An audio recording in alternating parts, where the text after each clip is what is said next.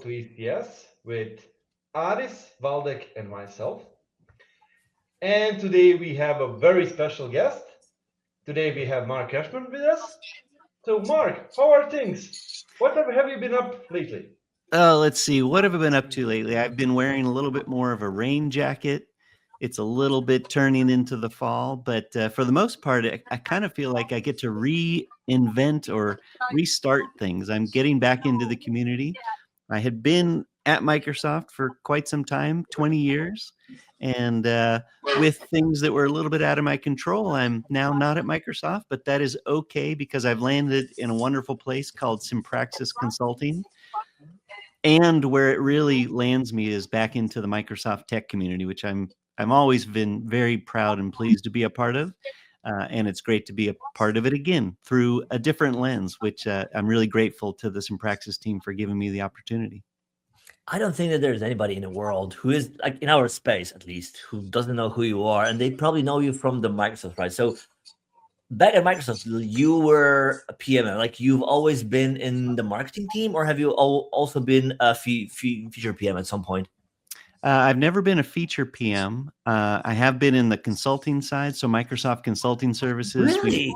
We built a solution a long time ago in the 2007 to 2010. The team that I was on was building a product called the Interactive Media Manager on top of SharePoint 2007. Props to 2007. Yeah.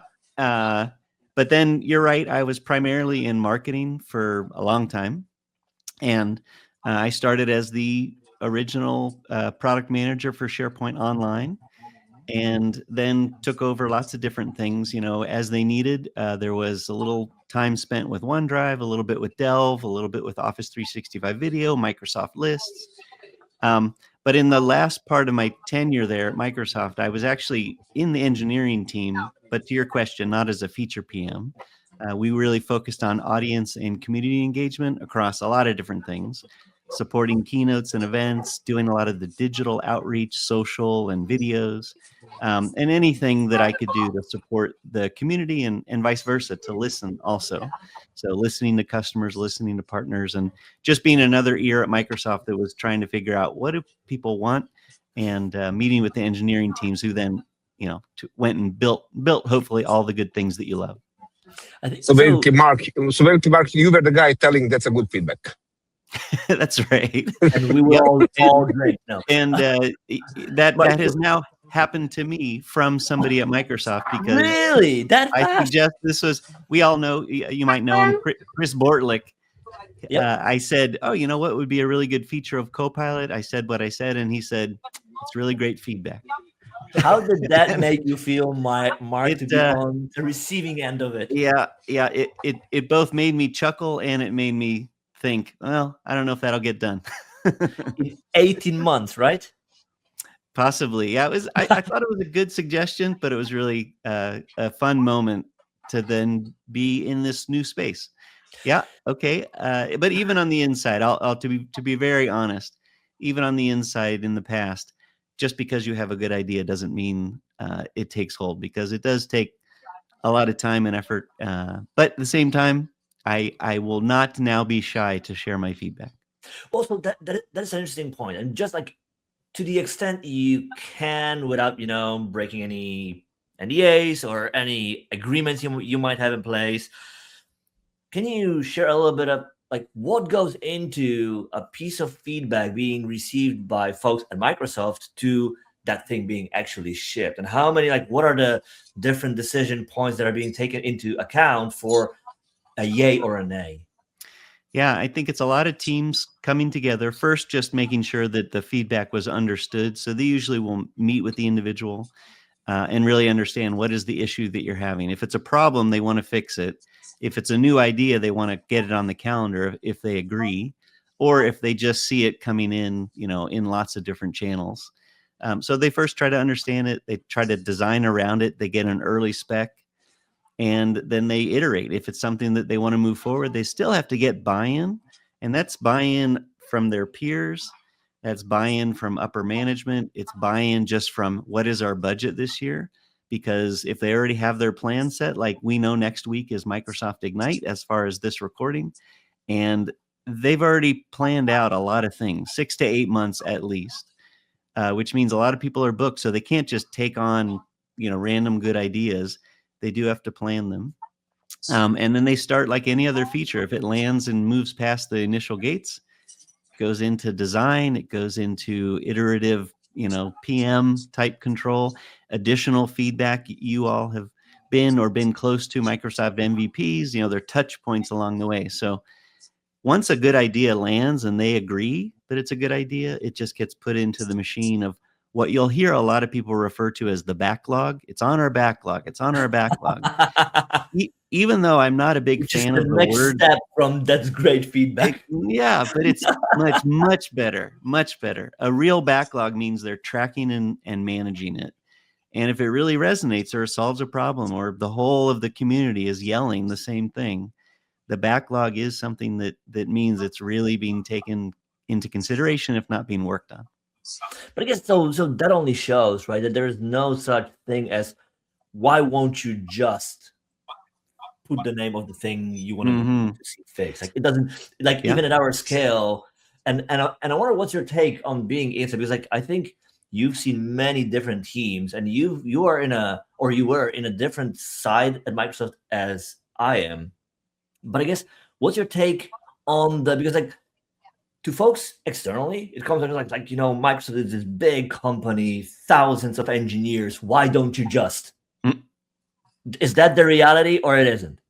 No, it is a reality. There are finite resources, and I can't speak confidently because I was never a decision maker from a developer perspective, but I can point to the people that I worked with. The designers were usually not a significant part of the organization, but they really did great work.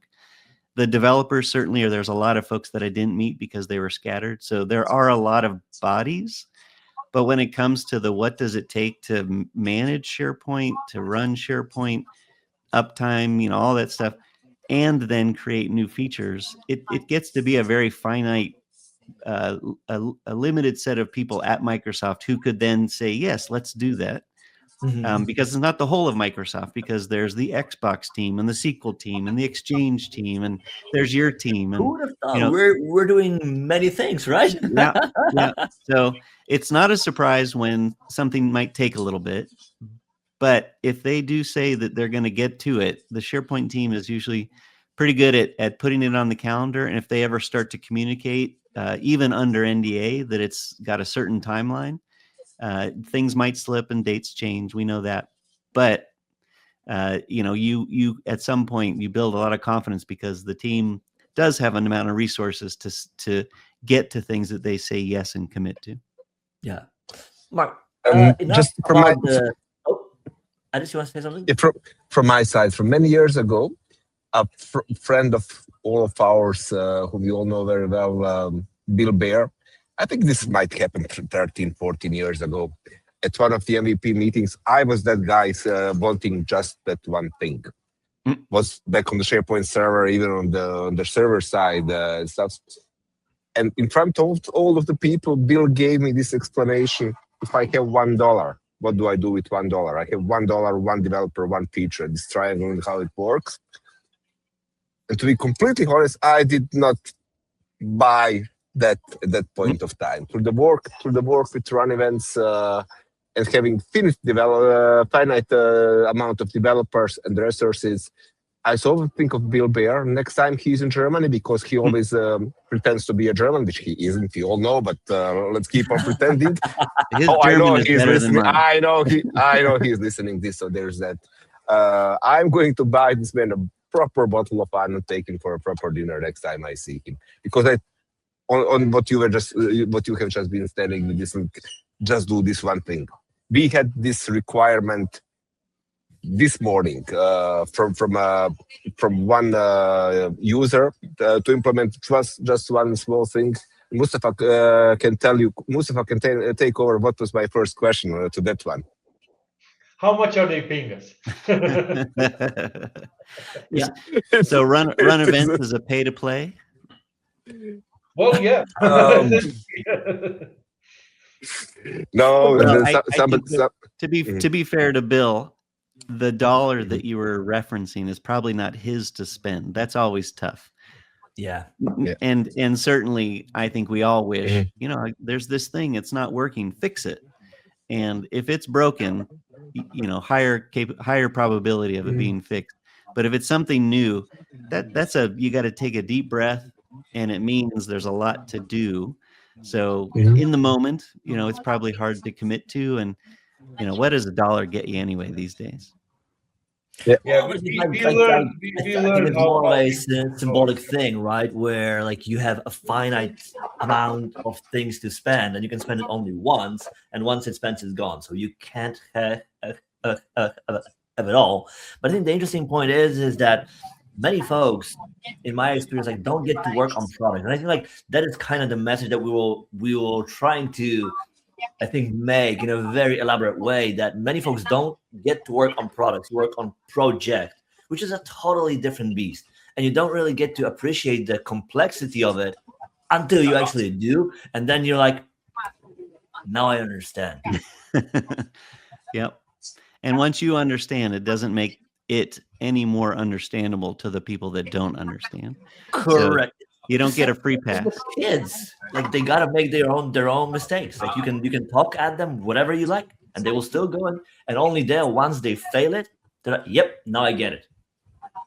Could have saved you some pain, but no. Mark, enough about the things you've done in the past, because you mentioned things have changed, and you could have done probably you could have just taken it like one more notch, but you went from a company of 200,010 employees to a company of 10 employees. That's right. Not even 10. I was the 7th employee. Yeah, I wanted to kind of round it up because I didn't know exact numbers, so I wanted to cut it short. So I went a little bit up, but yeah. So that's great. Huge contrast.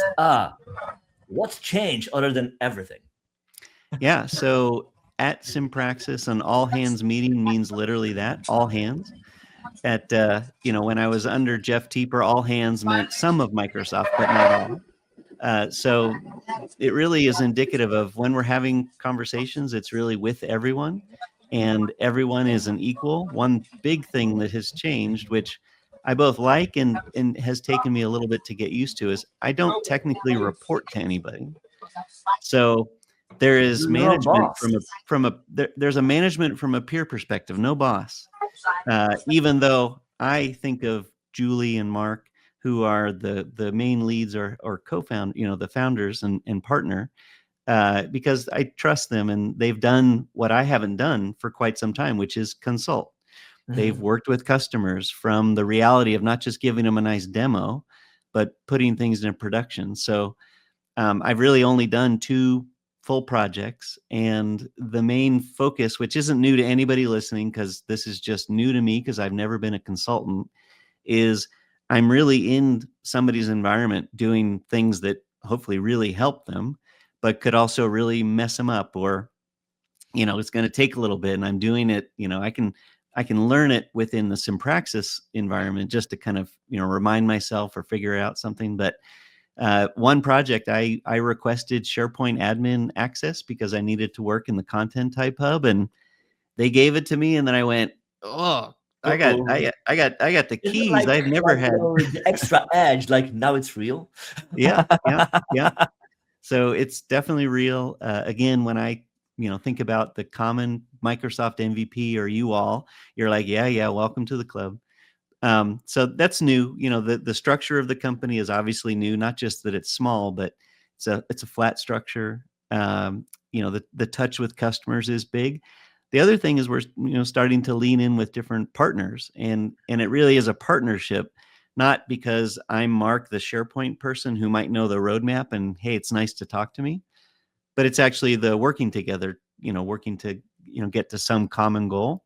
Mm-hmm. And we have a lot of partners, but 2 that we work with from a technology perspective, and it's just great to get to learn their products, which I'm really maybe 100, 200 level of being able to talk about, but I've never used them. So, and now I need to, because I will be using them with partners with customers in the future.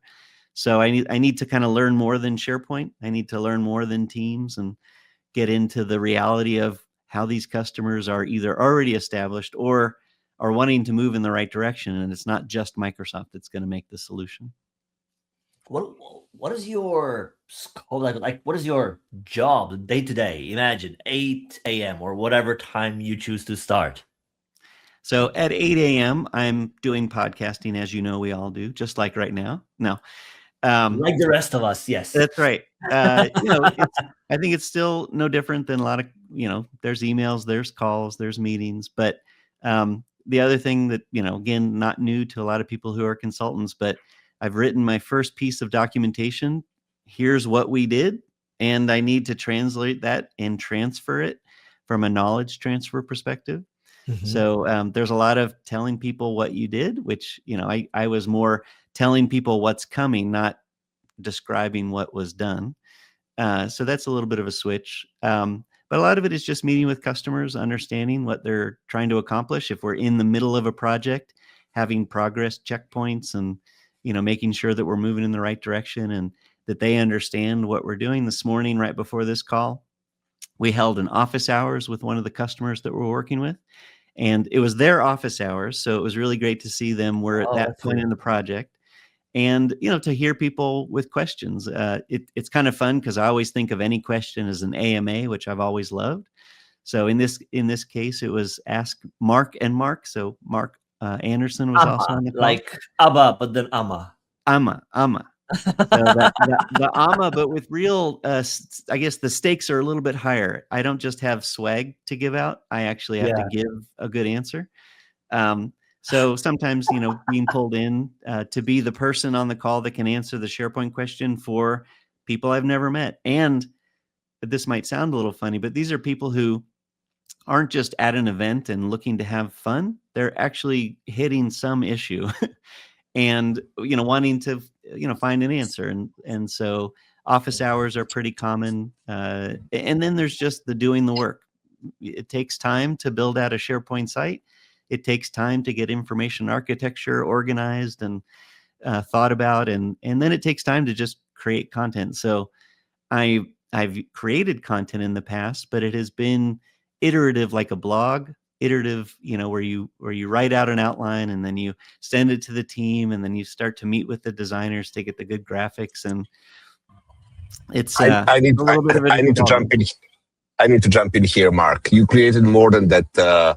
Now we are lifting some of the secrets of the old SharePoint times. You remember the COVID times when you and me created this virtual environment in Outspace VR for the SharePoint 25th birthday? Well, That's right. This year it was the SharePoint 30th birthday. Yeah, 20th. I have shared that link with all of those assets for the 20th anniversary. Incredible, right? So many times. You remember? Yeah, that was really crazy.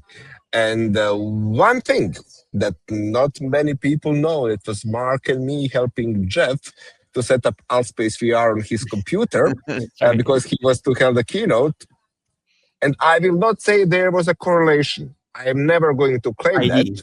But correlation. But ID. No, not correlation. But 6 months later, we have got SharePoint Spaces. I think there's a high probability that SharePoint Spaces and Teams avatars were highly influenced by Addis by that day and Altspace. Certainly the technology came a little bit forward, but I would agree with you. I would say that's a cool. Safe bet. That's cool. You keynoted the ECS in 2018. What were your experiences and how did that go for you? And it was fun. It was 2023. That was, if I remember well, that was no, it's 2024. It was in 24 Wiesbaden, I think. 24 Wiesbaden. This year you will be in Cologne. Can you tell us about your experience being with us in Wiesbaden, keynoting? That was a pretty awesome full room that day. Yeah, it was a full room, a full event as far as, end to end. It was a wonderful event from keynotes to breakouts to all the things. I love that in every different corner you had a little something happening where you look down and you're like, okay, I'm taking a picture of that because that's cool. And seeing people engage in what could have been just a hallway, but is now, a new stage that you had set up. I remember before coming to ECS, a lot of people were mentioning, they do their keynotes a little bit differently, or last year they did it in a really cool way. And so it took me a second to learn, okay, I think I'm being pulled into this. What is this new way? And everybody described it as more of a conversational keynote. And so I kind of was, trying to digest that. We met and talked a little bit about what's the plan and who might we pull in to not only have it be, Mark Kashman keynote, but also have people who represent more than I know and can hold a conversation. And to also highlight a few different things so that it's an exciting keynote. And so it was really fun to kind of have that new format, because I have done a lot of keynotes, not just me on stage, but supporting people like Jeff and Adam and Caruana, and helping them in whatever way I could be helpful. But it was always a specific narrative. We had a message. We wanted to get across demos, talk about roadmap, really get out in front of what's the most exciting thing that we can talk about right now. Whereas the conversational, if that's still a way that you're approaching it, its intention was to have multiple voices, to cover multiple topic areas, and to have it be, like it sounds like, a conversation. Let me tell you what I think. Let me share you what I know, not just let me tell you what's coming and what's exciting. So it was a real blend of you got to bring your personality a little bit to the forefront, and I say that both myself and my co-presenters. I really saw, they weren't just talking about what do I need to talk about because it's the latest thing. It was, let me share what I know, and I get to kind of pick the thing that I think will be interesting. It still has to be interesting, still has to be relevant, but it can also come from the person. So that's how I remember it. And I saw it in the other keynote that was a similar format with Vesanti. There was a really good bench, a great bunch of people. I think it was you, Laurie, Jason, Vesku. I don't know who else was on the stage. Yeah, it was a great group of people there. Yeah, Liz, yeah. And this year we still didn't make final decisions. We still don't know basically how those things work. We know that Marco will join us again for the opening keynote. Marco Casalaina, he did it last year, and it was spectacular, if I may say. I mean, for everybody who has seen that keynote, it was absolutely spectacular. Marco was being Marco all the way, and it was it's very special on a most positive way. But we also last year had the keynotes for each separate conference, for the Collaboration Summit, AI and Cloud Summit, and Collaboration Summit keynote was again conversational keynote, the same way you did it in 24. So we still don't know actually how that's going to play out in 26, but I can easily see it happening again. I can see it. And I can tell both from your base product, run.events, how it grows, and it grows because of how people use it. Certainly, I've always thought ECS takes a cue from the audience. What is the audience like? Even if you've got an idea to try something new, to do it again means they liked it. It worked. So my sense is you're also reading some feedback and saying, that's great feedback. Thank you. That's great feedback. Yes. and what can we learn from that? How can we change? How can we adapt for 2026? So I'm looking forward to it, just to be a part of it and to see what it is that you all have cooking up. There will be some things. I'm just thinking, like from our side, me joining Run Events was very similar, but very different in some ways from your journey. What is very similar, that I'm from a very large company, not Microsoft large, but still like 20,000 people across the world, joined a very small company with 20-something people. So that kind of downside as well. But and working with me. or unfortunately, that includes working with others every day. But for me, it was reverse what I did every day. After 20 plus years of consultancy, this was first time working on a product. So it was kind of completely different experience for me. And back to the story about backlog, that's something I'm very scared of, because I just see it growing and growing. Like, it's always about prioritizing and what's the next, like what do we need to do immediately, compared to, okay, this is a really cool feature request, but we cannot prioritize that right now. Yeah. So you're hitting the realities. Are you managing your backlog in a We SharePoint are list? the occasion Access regularly look, database, Mark. we Access database. regularly look at our backlog and say these are really nice things, and we will deal with them one day, but not today.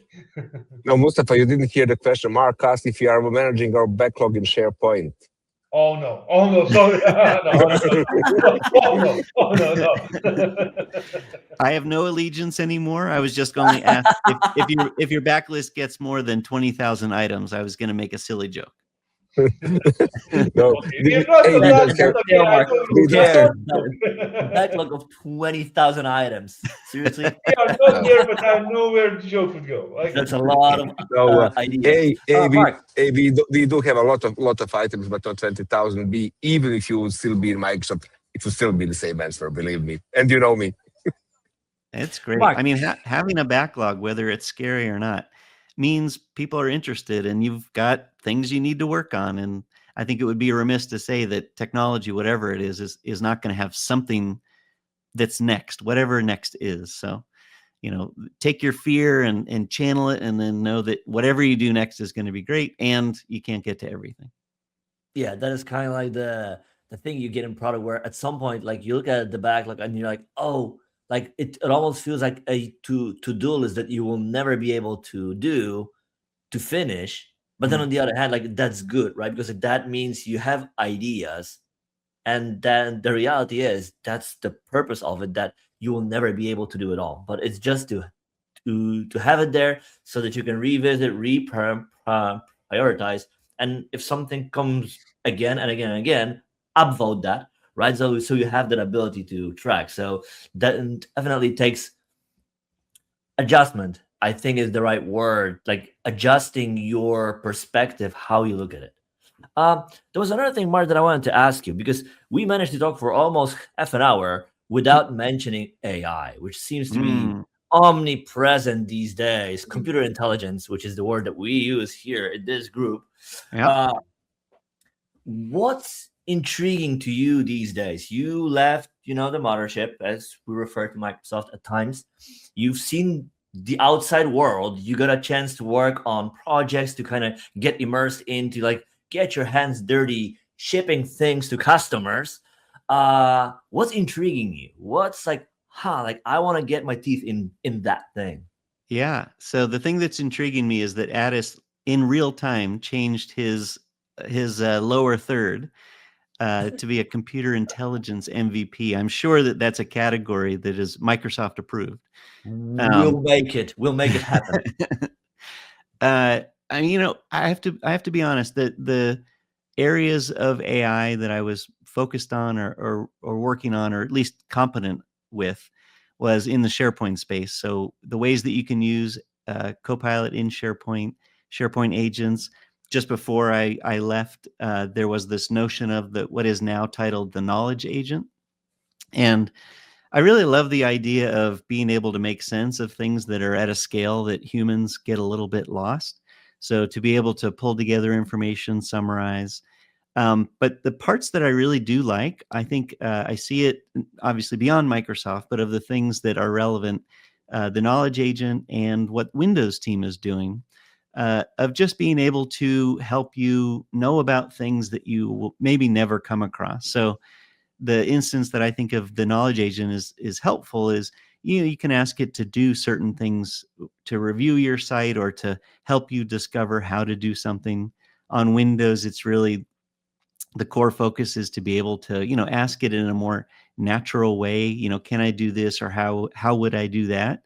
And so beyond the kind of the consolidation or the summary of information, there is that, help me do something. The part that I would love for it to be better at, and I say that maybe because one of the things I at least am a little better at on my skill set is writing. So I've written forever. I like doing it, and I like it to sound like me. When I publish something, even an email, as dumb as that sounds, I want it to sound like that's Mark that sent it to me, not that's Copilot that wrote it for Mark. So I haven't leaned too heavily into the authoring, although I really love the concept of, something that can help me do the things that maybe I don't publish but send. So something like email or a chat, where I want it to save me a little time in the authoring, writing, whatever. But I certainly don't like things that I feel like were written by Copilot, that were just published, probably not just as is, but without any tone or personality. And that's maybe just me. I like on my, I have a Substack, blog, and it is me who's publishing it. And whether you like it or not, if you do like it, then you like it probably 10% because it's got my personality or my humor, or, usually that's where I lose my readers, is with my humor.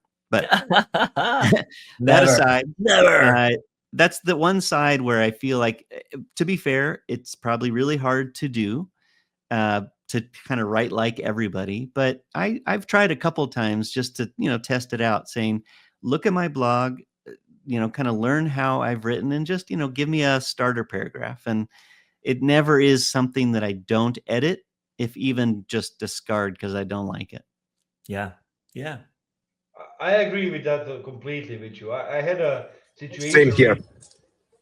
I completely agree. So they agree. They want to write like you, Mark. No. About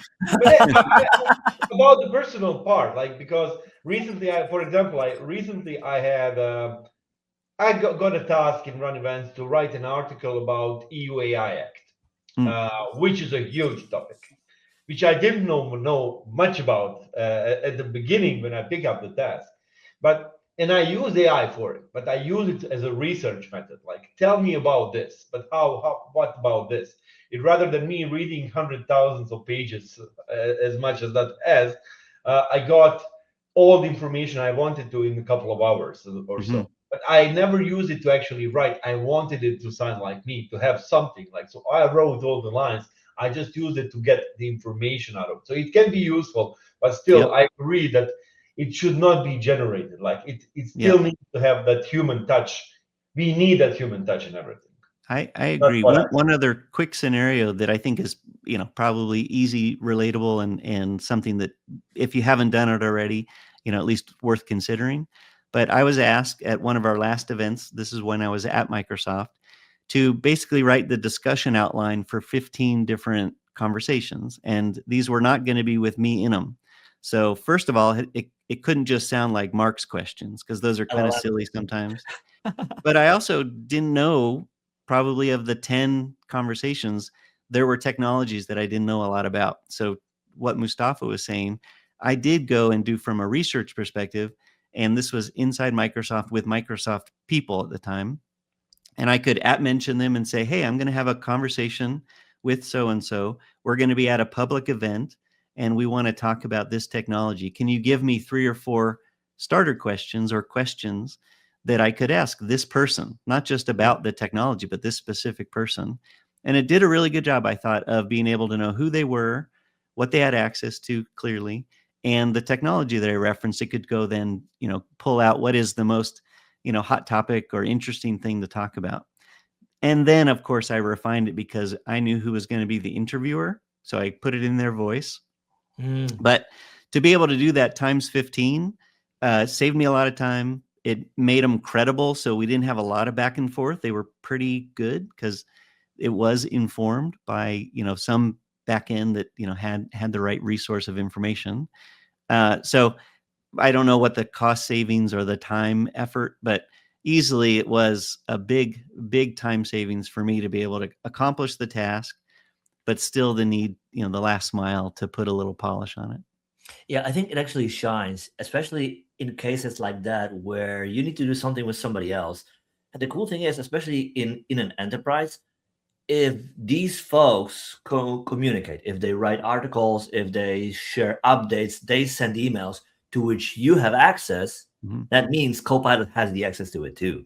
So that gives you the ability to ask it, to hey, like, how do I make these folks shine? What would be based on the things they work on? And obviously, these are the things of which you know, because if they don't share things, you don't know about them, period.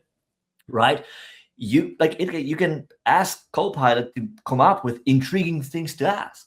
2-3 things. Doesn't need to be much, but it's very much on par, as opposed to, imagine company 200K folks, you get a name, and you have no idea who they are. You can look them up on org chart, but that's the extent of it. Well, there's no other way around it than either you throw the dart in the wild, or you gotta meet with them and interview them first so that they can be interviewed in real, which is just takes a lot of time, right? Yep. I think that is really a great example. And in a time of spirit, I think that is a great high note for us to end. We learned a little bit about computer intelligence. We heard a little bit from Mark about what he used to do. What is he doing now? What is he excited about? And I think that the most exciting takeaway from this for me is, Mark, that we will get to see all of you, or all of us will get to see you in person. I'm so looking forward to that. I feel like I just want it to be next month, not next year. But you probably still have a little planning to do. Can we do it twice? We do. Yeah. So I'm looking forward to being in Cologne. I've been in. Yeah, this is pre-conf. So you all still look very calm, which means it's still a little ways away. But I just freaked out when you said I wished it was next month. I kind of freaked out. Like, we are not ready for next month. You're not ready. We are not ready. All right. Well, you keep your May date. That's fine. But anyway, I've been to Cologne a long time ago, but it was kind of pre-working, so it'll be fun to see it in my adult, through my adult eyes. And I don't think that there's anyone from your company not joining us. We're trying to get everybody there. I think offsite. It will be an offsite. I had a discussion. I had that very discussion with Derek in Lisbon. Derek is like, "Yeah, I submitted," and Derek, it could easily happen that he gets the holes in practice here. And he's like, "Yeah, that would be fun." So there's that. They're using our conference as a team building opportunity. Oh yeah, I'm fine with that. Many companies do that. So that's okay. Well, if I could advocate for my Simpraxis team members, you should accept whatever proposals they put forth, including mine, by the way. Even Julie's. Even Julie's. I won't be able to understand what she's presenting, but she's amazing developer. You know that. So you should have amazing developers presenting. She's not only an amazing developer, she's an amazing awesome person. So there's that. Mark, thanks a million for being with us. Absolutely. Great. Thank you. And talk to you, mail to you in the next days, weeks, and the months, and see you in Cologne in a little bit more than 6 months. Sounds good. Is that better timing, Mustafa? 6 months, not 1 month? Yeah, that sounds. That's much better timing. See you in 2026. Well, there's also a month away, so no. Okay. Yeah. That sounds fair. Well, thank you for having me on, and thanks for putting on another great show. I am looking forward to being there. Thank you, Mark. See you. Yep.